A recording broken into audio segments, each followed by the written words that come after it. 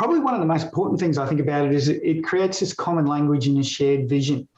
And you find once you've used this, that the language actually shifts and you're spending more time talking about the desired success, what's wanted, and what strengths and resources you have to get there.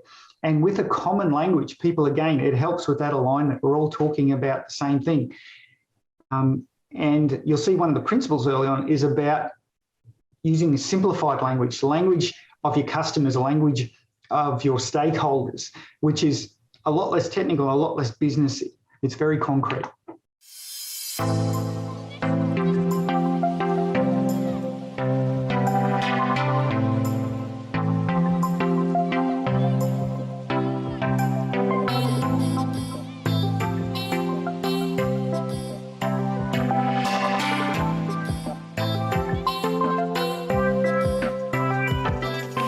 Welcome everybody, thank you for joining us for this session, and good morning, good day and good evening from wherever you're joining. We look like we've got a wonderful international contingent from all over the place. The one thing we do enjoy about these, catching up on Zoom is the international flavour that we get. It's so wonderful to see people without having to jump on a plane.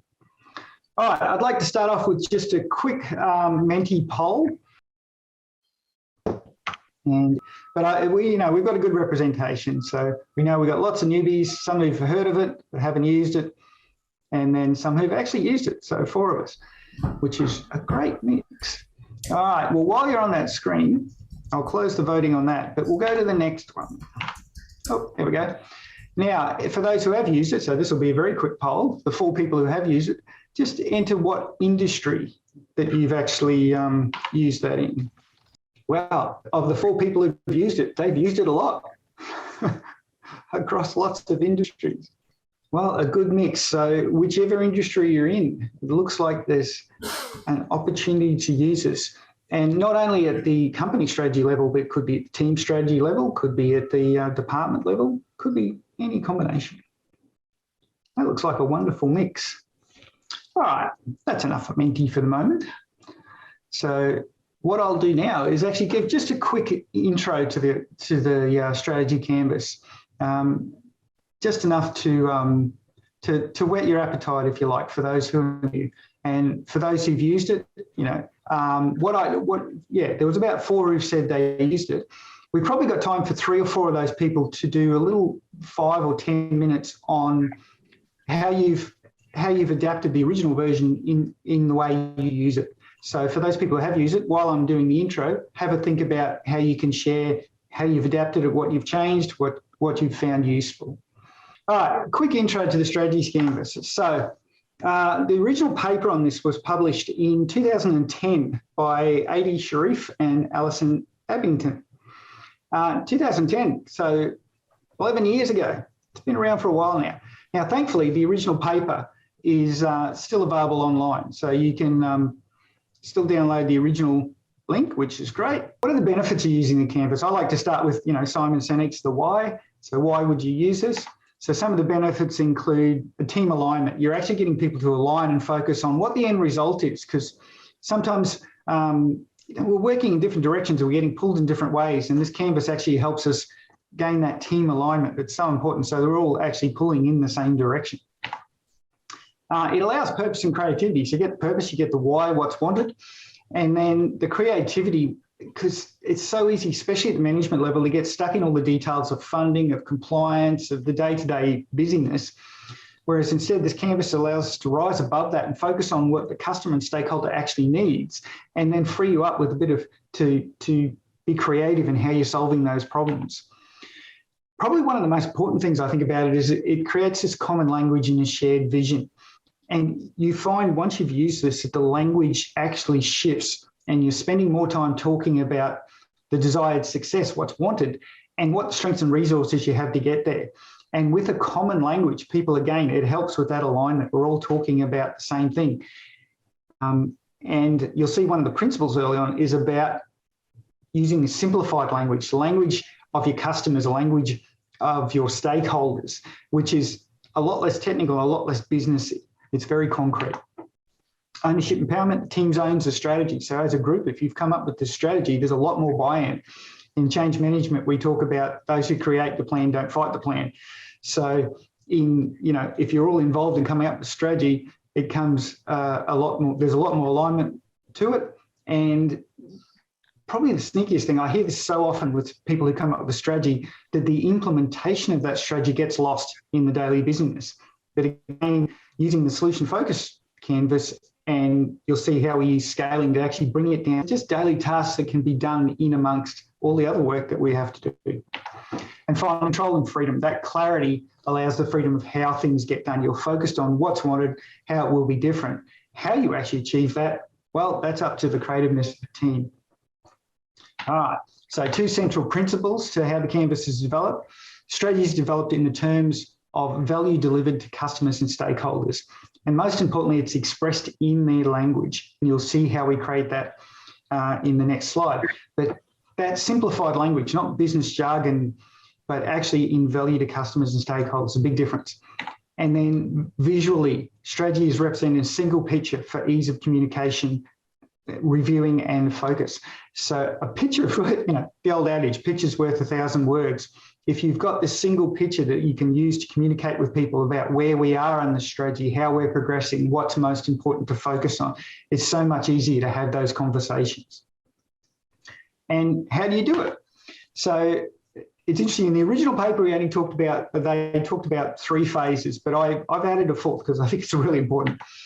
So the first part is defining a preferred future for customers and key stakeholders and focusing on the interactions. What will be different if we achieve the strategy from our customer point of view? What would be different from our stakeholders' point of view? How would we be interacting differently?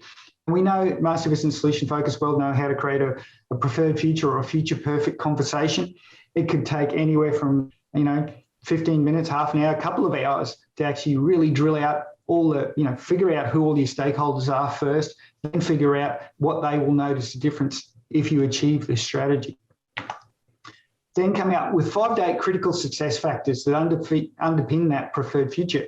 And I find sometimes this is the hardest bit. You may initially think there's many different factors. How do you distill it down to just the key ones that you want to focus on within a given time frame? So once you get these key factors, but again, it can be quite challenging. And I think, some of those who've used the canvas may share how they distill that preferred future down to these critical success factors.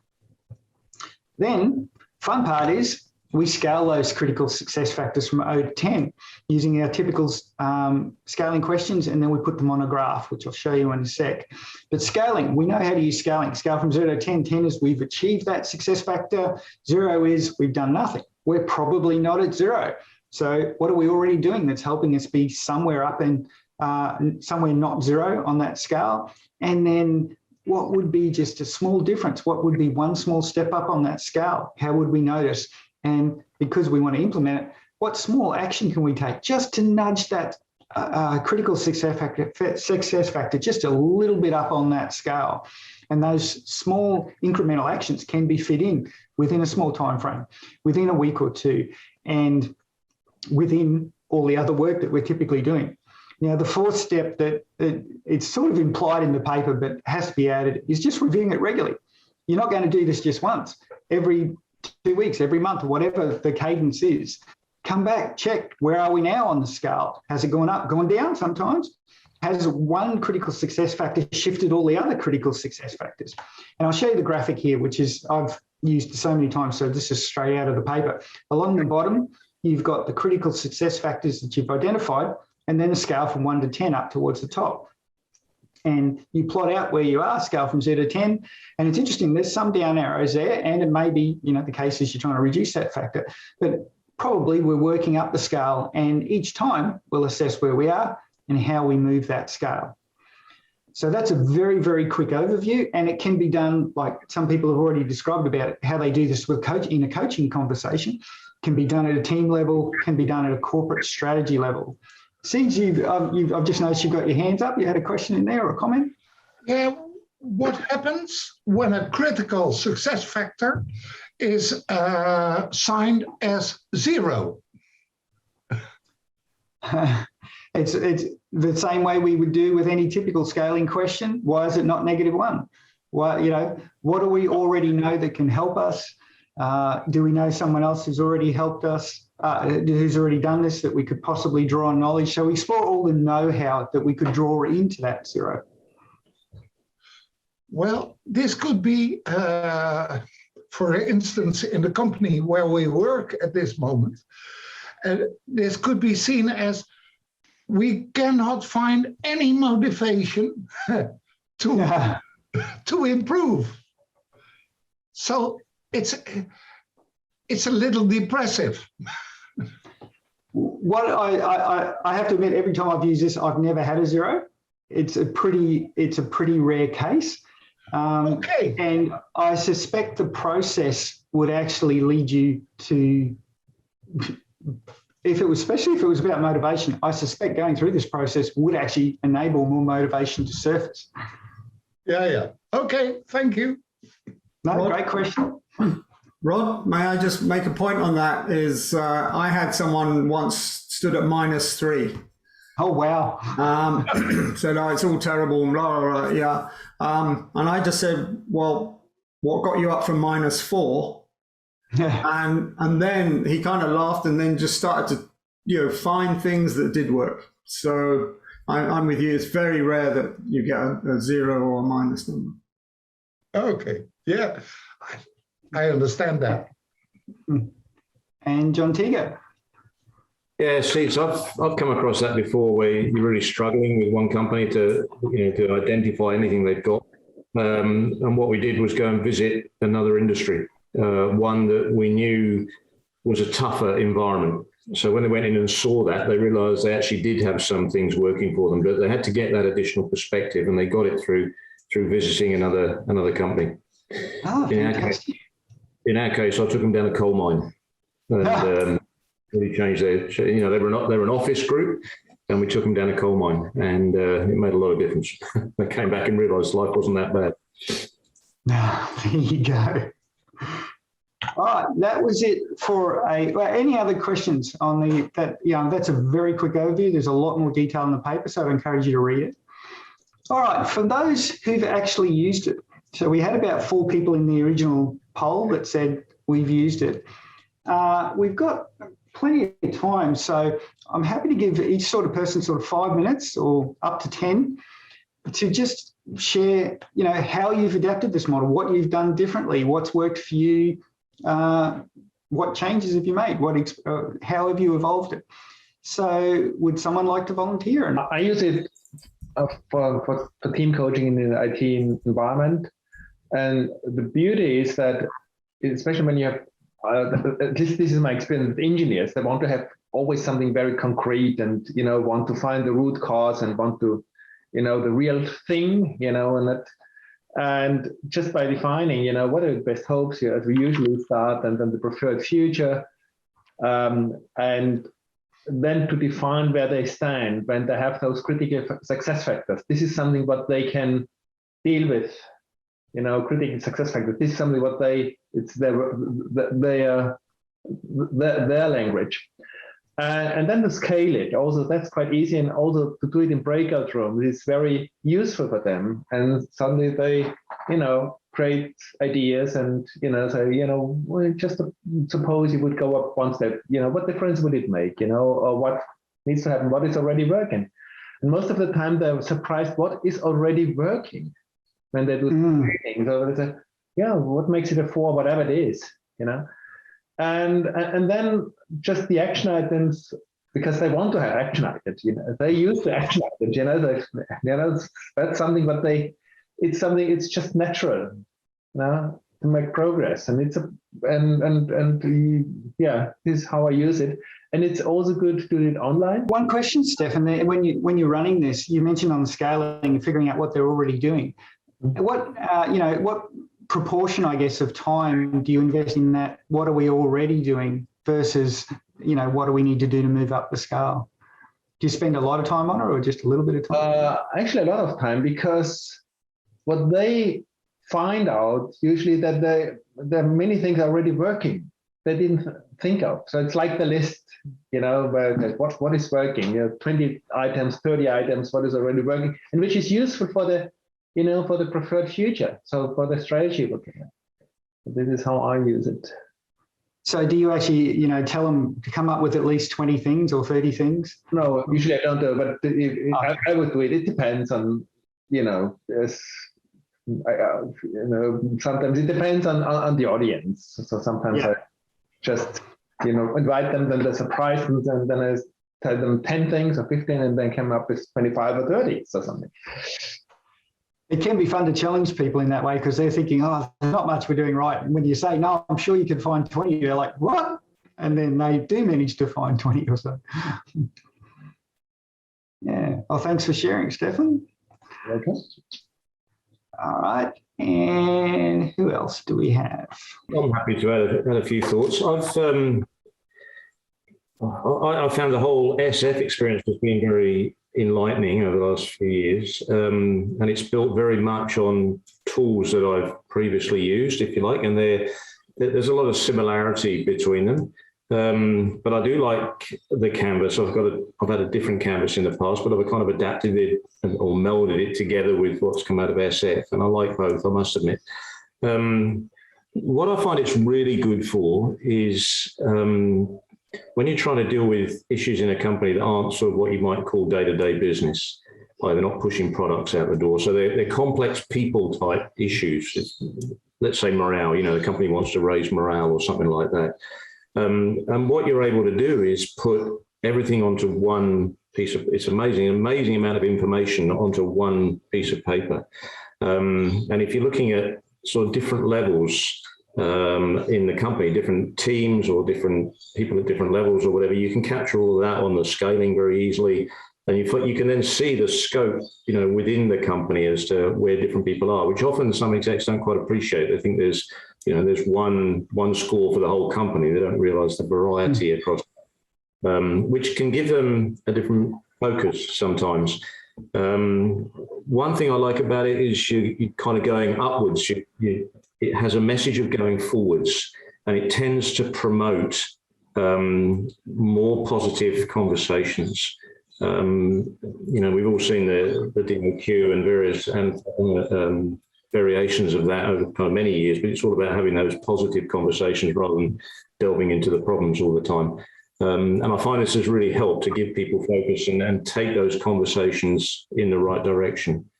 I think it's been important to keep the problem statements there so we don't ignore them. They sit at the side or whatever, so people can always chuck stuff in the problem basket just to feel they've got rid of something.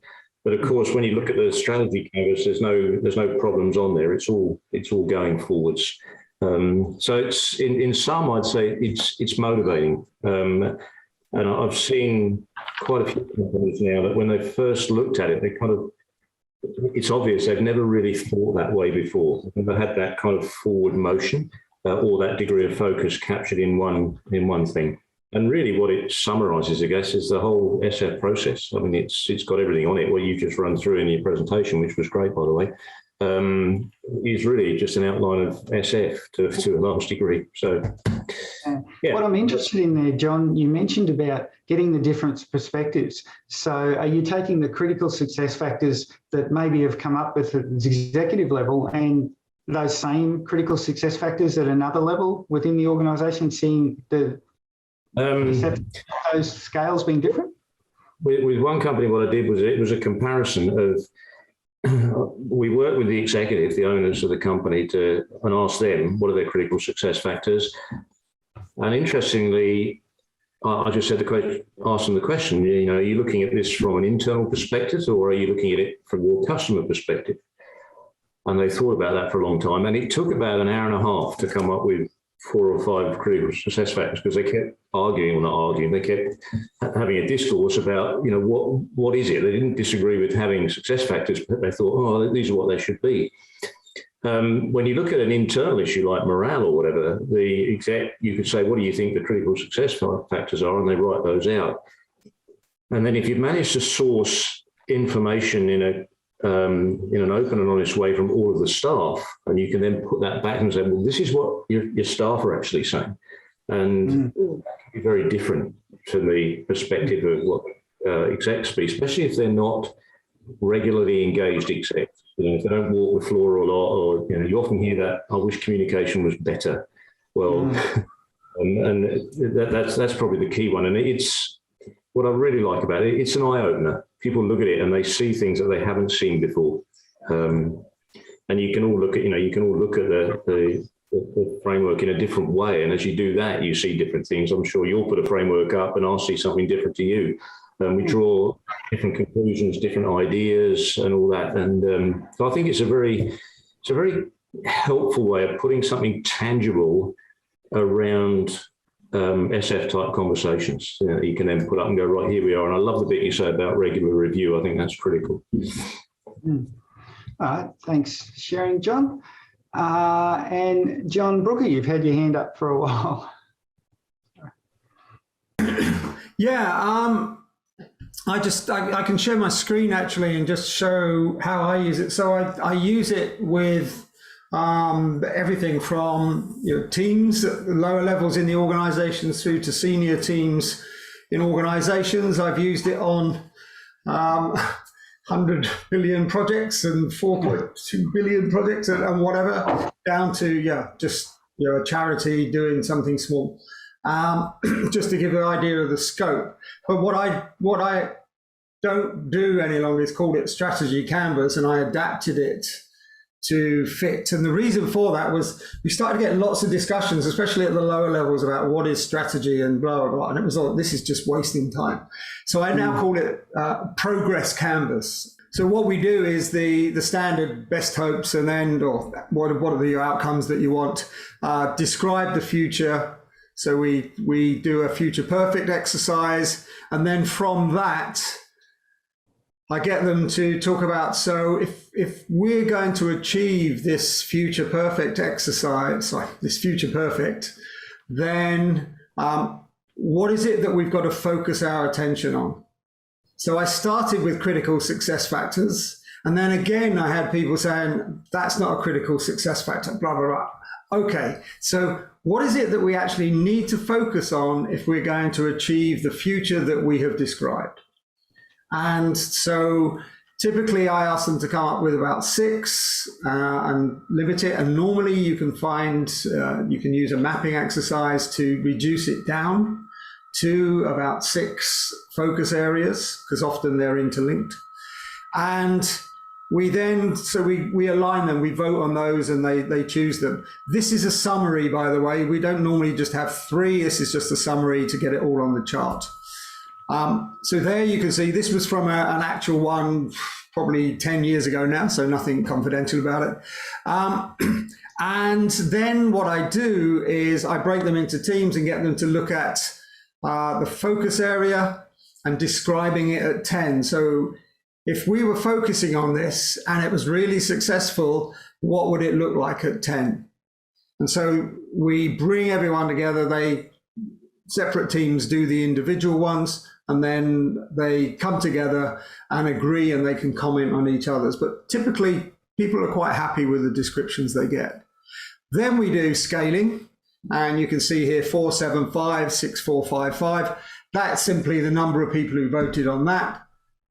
Most often I actually get them to initial it so that they actually can see who has initialed it. But if you've got 70 people, then it can often be easier just to number it, just with X's. And then you can see here, I call it detect energy, but it's just the scaling question, which is, what's moved us up to this point. And again, we just create tons of Post-it notes on a chart. I record all of those. So this is normally in an Excel spreadsheet. Record all of those so that that's all captured. And then gather momentum is, so what would move you up 1 step, or what would you notice at +1? And again, we record all of those. And then I typically end with a sprint action, something that everyone can take so that they guarantee to move forward. Because of the issue of people not actually doing anything after a session. So if we get them just to take a tiny little action, like make a phone call, then, or you can see here, organize the workshop that they're going to run, then it can move forward. So that's typically how I, someone's just tried to come in. So that's typically how I will run it. So let me stop sharing there. John, what I love about that is there's so much information on that one page. It's like, it's incredibly summary of all the information that you've drawn out from a workshop. The other thing you mentioned in a comment there was like having up to 70 people working on this. My assumption had always been a fairly small group. But, you mentioned doing it with very large groups. Yeah. No, I've used it with up to 100 people. Wow. And you just get everyone working together. So, all those fun things you do. Yeah, I'm thinking back to one I did, the quite big project. And that was to engage people. So how can we engage people? And that was, they did the future perfect on long sheets of paper on the floor. We had 70 people around all these sheets of paper, and you just bring it all together. It becomes a logistic exercise. Yeah, but you can do it. Yeah. Oh, that's amazing. I just it blows my mind to do it at that level. What it reminds me of, and I know Ruma's on the call, so at least, and Jerry as well, but there are other people involved in agile software development, and in the agile world, especially in scaled agile framework, there is something called big room planning, where you might have 20, 30 teams in a large space that are going about this planning. And I think working out what the program increments or the goals for the program increment, or the goals for the next 3 months basically, could actually be done using this canvas. And I think it would be interesting to surface those goals, and it would create much more alignment, I think. And that's at a program implementation level. Yeah, I've never done that, I must admit. But I think it'd be the same, the same skill and logistics that you bring to it. So fantastic. And just for those who know, John's got a book that's not just recently come out called Jump Now, and it's got more details and examples about how he's used the progress canvas in that. So I'll put that link in the chat for everyone. And Jerry, you mentioned the facilitation technique that you found that's been useful for this. I can share quickly a facilitation technique I've been using for working with groups, small groups or big groups, and you divide. So I described this for at the moment you have small groups. Maybe you have been working on the element of the future perfect. People have written things on post-its or on papers, maybe. Okay, and what moment you have 15, 20 things to sort out and to make things, elements of the future perfect, for example. And then I'm using, can you see that? Okay, there is 2 axes. Yes, come into focus. 2 axes, okay. There is one axis is criticality, and you have plus on the left-hand side and the minus on the right-hand side. And there is a scale from 0 to 10, okay? And then what I ask is the group, the first thing I ask is the group sort out your papers silently. As a group, silent, okay? And if you don't agree with the position of a post-it, move it at the right place. And just notice papers that are moving too much, and then put it aside. And then in a couple of minutes, at least 80% of the papers are sorted out. And then you can discuss only the 20%. So it's a very fast way of sorting out a bunch of things. And then, because you give the keys, criticality, the scale, and explaining, and then I give the keys of if people are not familiar with the scale, I give discuss what puts you at that level instead of 0, then discuss that and put an agreement is the first thing. And then maybe you have, I've been using for people and individual also as a coaching tool. And then after that, just after that, I come and draw just the dot lines. I draw that so that I help them see the distribution. And so maybe they can pick up things to work on. Maybe they can have a strategy, there's a plan. They pick some things on the lower hand, critical, something just to move upward in different part of the board. But okay, it's not mandatory to tackle all the things that are on the lower level, but whatever. So it's just a very helpful, it has been helpful for people as a facilitation technique to sort out things. So excellent. We just had a question. Could you repeat the names of the axes for us? Yeah, what were the names? The axis, the horizontal axis was criticality, and the vertical axis was the scale.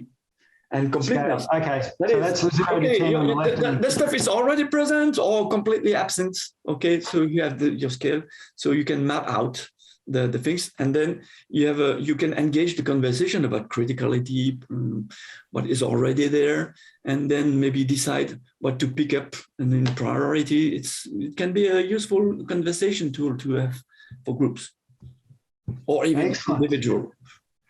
I particularly like the silent bit of that, where, there's a bit of, people get a chance to think, but also the silent arguing, where some people move a post-it note, some people will move it back.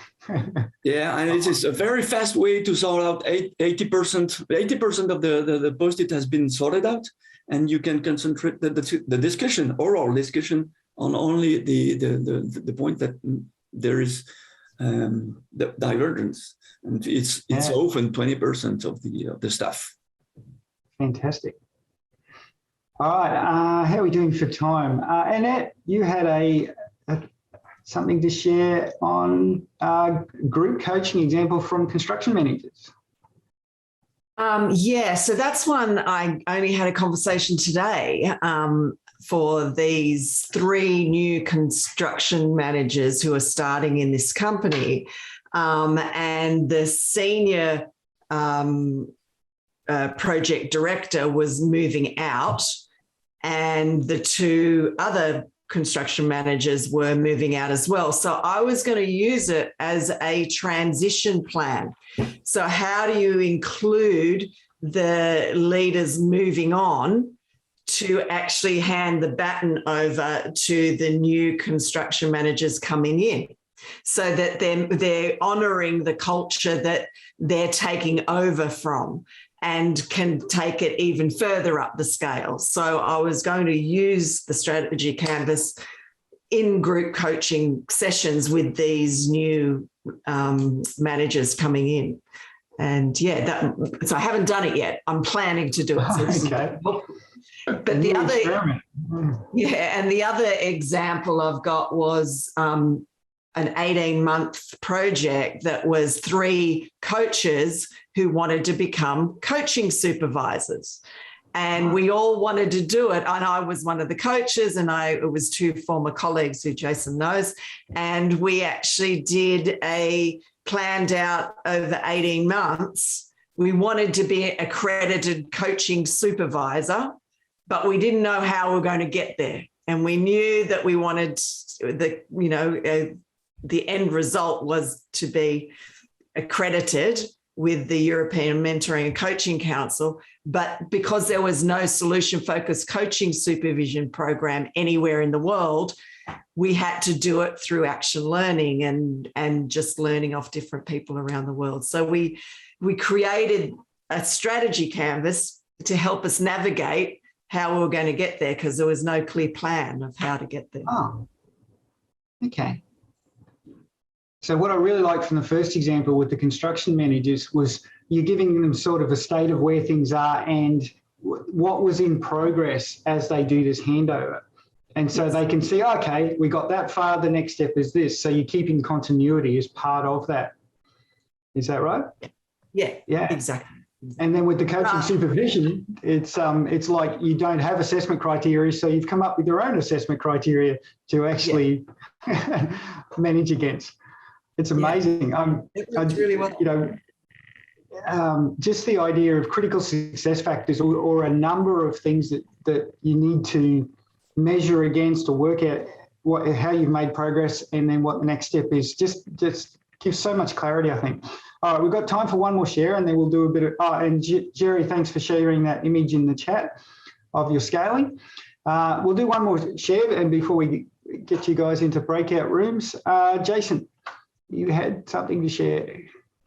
Look, just probably a few things to add that I found. So everything that people have shared is amazing, and it's such a useful tool. I've used it with individuals, with teams, and also with groups. And what I mean by that is an example at the moment, I'm working with 20 school principals who have each brought an area of their strategic improvement plan that they want to work on that's across 20 different schools.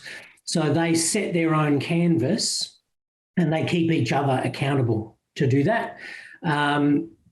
What I've found really, really useful is SF upfront, so that you get very, very clear on what an SF conversation is and what it isn't, where people can focus their listening and what a pessimism bias potentially could be in a conversation. Give them an experience of that and say, this is the space we are going to hold while we're together. And it kind of streamlines the rest of the process. I've also found that what I've been calling collective best hopes can be useful. So if it's a larger team, I might get people working with one post-it note first and say, what's your best hopes for the organisation by whatever the horizon is? Then I'll pair them up and they've got to listen to each other's best hopes, find the common ground and rewrite them. And then they might go into groups of 4. And I've done that with quite large rooms over time, and it's worthwhile spending the time there to come up with a collective best hopes statement, which is kind of akin to let's name the project or something like that. The other thing that I found very, very useful is to give people a limited time. It could be you've got 2 minutes in small groups to come up with a list of stakeholders. So just like you shared right in that first, one of those first slides, strategy is only useful if it can be communicated in terms of value to stakeholders. So I might say you've got 2 minutes to come up with as long a list as possible on which you think really diversely and broad about this. Or it could be as simple as a question like, who would you most like to notice your strategy in action 3 months from now? And come up with a list like that. And what that tends to do is when they're describing, say, a 10 out of 10 on the scale, we can start to bring in people or groups from their list of stakeholders. And it just adds more detail to that conversation and we can keep bringing them in over time. I hope that's helpful. Thanks, Jason. I know you've used it as an example also of how to engage with the company over a period of time. Like if you, as a consultant, you're working with a company over 12, 18 months, and this can be a regular way of checking in and also giving them an idea of just, you know, how much time they're going to work with you. So that can be useful as well as part of that. Yeah, so for those who, you know, as part of your sales conversation, you know, when somebody says to you, you know, how much time am I going to need from you, mapping out some idea of that can be useful as well. All right, and we'll drop into groups very shortly. John Tiggy, you had a comment there? Yeah, just very quickly, Jason's comment on stakeholders. One thing I've added to that quite a long time ago is doing it in a little circular diagram and then having like a spoke goes off, and the length of the spoke equates to the amount of influence that stakeholder has. And then a color, either red or green, which is the state of the relationship that I or whoever that person has with that stakeholder at the time. So if you've got a long one going out there with lots of influence that's red, it in essence gives you something saying, I've either got to work to improve the relationship with that stakeholder if they want them to notice, or I've got to find a way to get to them through a third party. So it's just an evolution of that stakeholder diagram, but it can be really, really useful tool, as Jason's alluded to.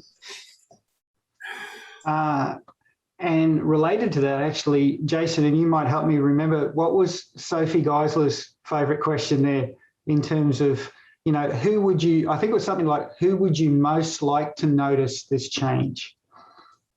Yes, so quick context to that. I'm looking at using this with our First Nations people in Australia who often end up in jail. They're the most represented part of our population, and that happens regularly.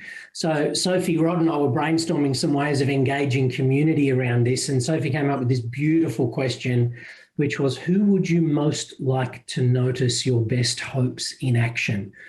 And it can really surprise other people in the room who those groups might actually like to notice. It's not necessarily hierarchy, it's not necessarily the people closest to them, and that adds something to the conversation. It sort of helps map out the unofficial networks, the people who have the people who are important but don't necessarily have authority. And it's really interesting to map out. All right, we've been talking for a good 3/4 of an hour or more. So now it's time for you guys to process this, if you like. I often say cogitate, ruminate, and incubate these ideas a little bit. So we're going to drop you into nice little small breakout rooms. John has it lined up, but what I'll do is, thanks, Ania, thanks for joining us as much as you can. I'm going to just leave you with 3 questions, but these are just guidelines. Feel free to take the discussion in any way you like. And please, could somebody just take notes so that we can do a bit of a debrief when you come back. We just need, some of the salient points that come up. So you can take notes and whatever, just somebody in your group volunteer, take some notes so you can share them back. We'll give you about, I think it'll be 20 minutes. I want it to be a good discussion. Get deeply into some details, and maybe it's something you've got a new workshop coming up very soon, but we'll make it 20 minutes. I'm going to put 3 questions in the chat for you there, but like I said, these are just to kick off the conversation.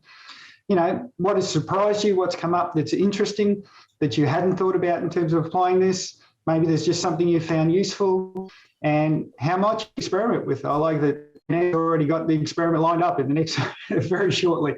So, maybe you're working with a group now and you're thinking, actually, sometime in the next week, I can put this to work. Okay. All right. So hopefully there was somebody taking notes in your room. So please, could you share what surfaced, what emerged, what was interesting, exciting, surprising? In terms of what surprised us, it was a new idea for Helen, and she got a general understanding of the concept.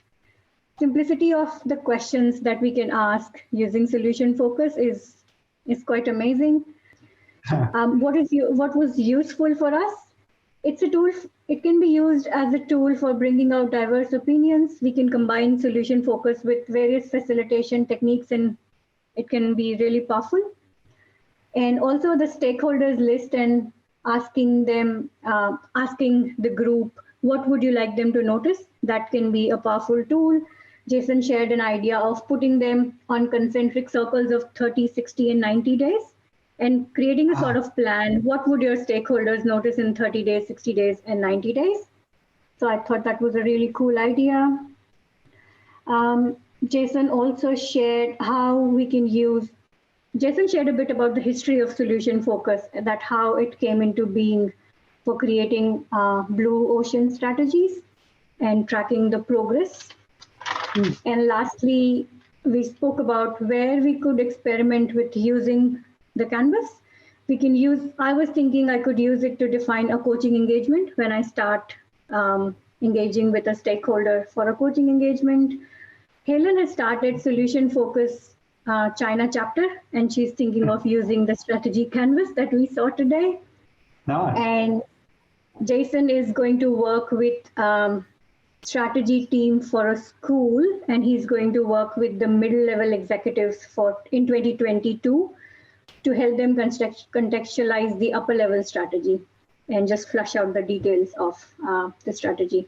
And before wrapping up, we were talking about how we can combine it with OKRs and other formats that organizations might be using. That was my question. So Rod, if you can share your thoughts on that as well in the end, that might be really useful. Well, you mentioned OKRs. For those who don't know, it's what? Outcome, key results, outcome and key results. Objectives and key results. Objectives and key results. And it was an approach to implementing strategy developed by Google. And it seems to filter down quite well that, you define the outcomes, the objectives at a high level, and those objectives can filter down through the organisation. Each group works out the objective and the key results. And for me, it maps incredibly well to the strategy canvas because the key results can just be the critical success factors. And you just map those straight to the canvas and then use the scaling questions as well. And I think that's a completely unexplored area. I've talked to a mate in Melbourne who does a lot of consulting with OKRs, and I've talked to him about using scaling with those key results. So I'm keen to try it. And if anyone's got experience with using it, it'd be great to hear from you. So thank you for sharing. Remember, that was a lovely summary. No worries. And what we talked about is that how it inspired us, well, if I do it correctly, right?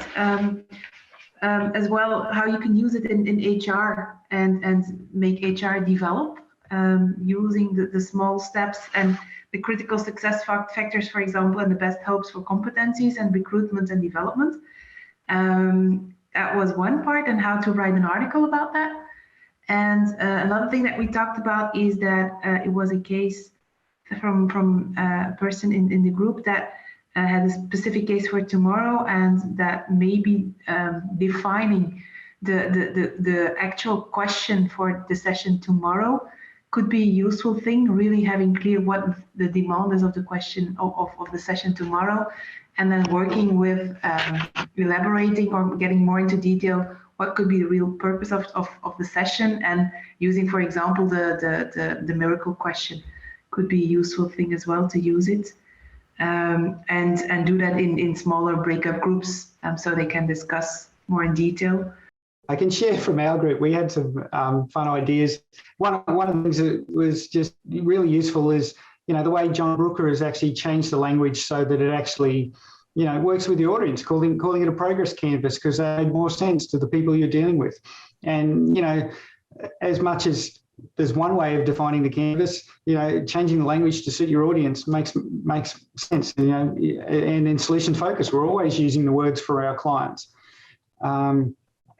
So, using the client language makes sense. We also talked about, in terms of changing the language, we went from there to imagine using this for the party canvas. If you were planning a party, or if you were planning a wedding, or a 50th birthday party, you could use it for that sort of thing. Why not? And that'd be quite fun. I also talked about the experience of using it with a startup where we were using a virtual board like Miro, and we had the strategy canvas graphic there with our success factors on it, and the actions that had come out of that strategy canvas, we put straight onto the Kanban board, which was on the same page on that virtual canvas. And those actions on a Kanban board, to do, doing, done, or something like that, we would actually identify them as strategy actions, so that it was very clear this is something that was important. It's come out of our strategy canvas. We need to action it. So having that visual connection between the strategy there and the actions straight there made it really important for us to actually implement those. And some of the experiments, Katia was talking about possibly introducing the strategy canvas at an open space agile conference coming up shortly, and just seeing if there's interest in using that in that agile group. What was surprising for us was that two of us mentioned the idea and the ability to choose the person that will notice the change, which is different from the way we normally work, and also the special way of presenting the scale in that in that technique, in that model. So this was mentioned as surprising. I asked and received the help of my colleagues presenting a work that I'm involved with, being an expert in teams. I'm working with a chain of high schools in Israel, and in about 55 of the schools, strategic teams were were built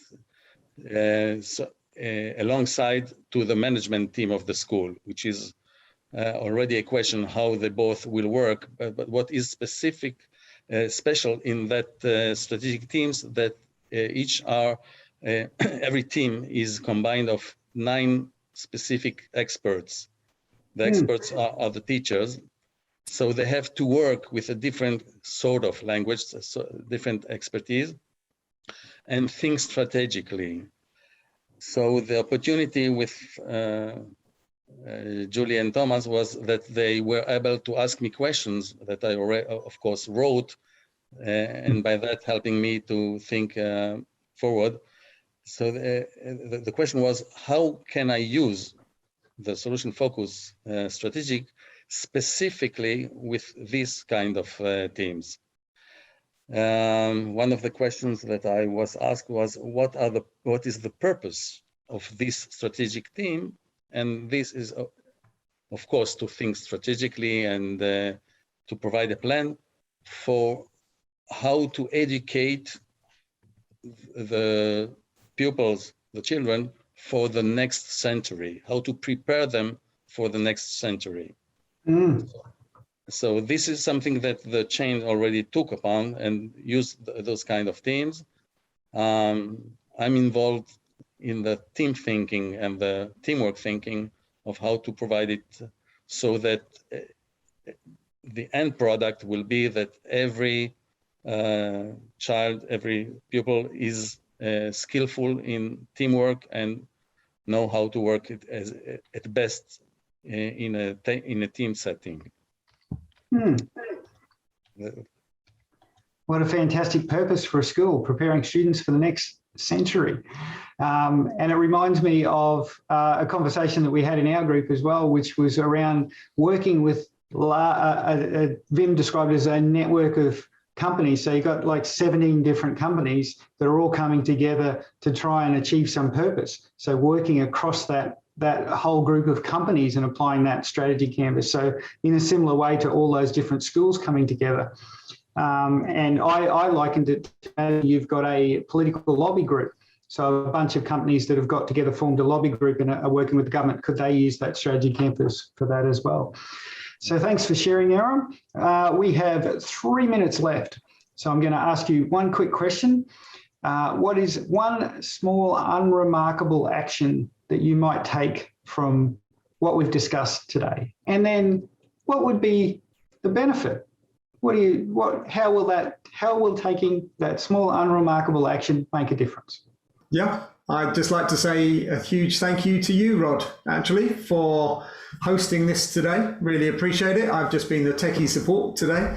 And thank everybody who's come along for joining in, participating, and still giving new insights. And that's what I love about this. Even if you've got experience in this, you can still get new insights for new things that you can do. Thank you, everyone, for participating. Enjoy the rest of your morning, day, evening.